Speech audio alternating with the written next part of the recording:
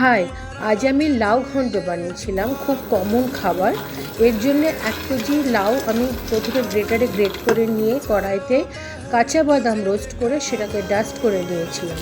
এরপর তেলের উপরে দিয়ে দিয়েছিলাম গোটা কাশ্মীরি লঙ্কা চিড়ে, গোটা জিরে, দারচিনি এবং বেশ খানিকটা পরিমাণে রাঁধুনির ফোড়ন। যখন স্মেল ছেড়ে দিয়েছিল তখন তার মধ্যে দিয়েছিলাম হলুদ গুঁড়ো, দিয়ে লাউটা জল চিপে কড়াইয়ের মধ্যে দিয়ে দিয়েছিলাম।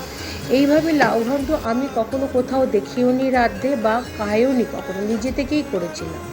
এবারে এর মধ্যে মিশিয়েছিলাম ধনে গুঁড়ো, জিরে গুঁড়ো আর একটু হলুদ গুঁড়ো আরও মিশিয়েছিলাম, আর দিয়েছিলাম কাশ্মীরি লঙ্কা। সব কিছু একসঙ্গে নেড়ে চেড়ে কড়াইতে ঢাকা দিয়ে রেখে দিয়েছিলাম মিনিট 10 মতো। তো লাউ যখন খানিকটা সেদ্ধ হয়ে গেছিলো তখন তার মধ্যে দিয়ে দিয়েছিলাম সবুজ বড় বড় যে কাঁচা লঙ্কাগুলো হয় সেই কাঁচা লঙ্কা চিড়ে। এই লঙ্কায় ঝাল হয় না, কিন্তু এর ফ্লেভার হয় খুব সুন্দর। আবার সমস্তটা নেড়ে ছেড়ে 10 মিনিট মতো রেখে জল যখন প্রায় ছেড়ে দিয়েছে, সব শুকিয়ে এসছে, তখন তার মধ্যে মিশিয়েছিলাম কোকোনাট মিল্ক। কোকোনাট মিল্ক মেশানোর পরে মিশিয়েছিলাম রোস্ট করে রাখা আমার সেই বাদাম গুঁড়ো, স্বাদ মতো লবণ।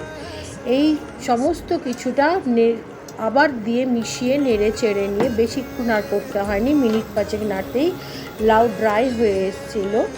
এরপরে এর মধ্যে দিয়েছিলাম আমি খানিকটা পরিমাণে গরম মশলা গুঁড়ো। যারা ঘি খায় তারা ঘি দিলে আরও টেস্টি হবে, আমি বুঝতেই পারছি, এবং মিষ্টি দিতে হবে।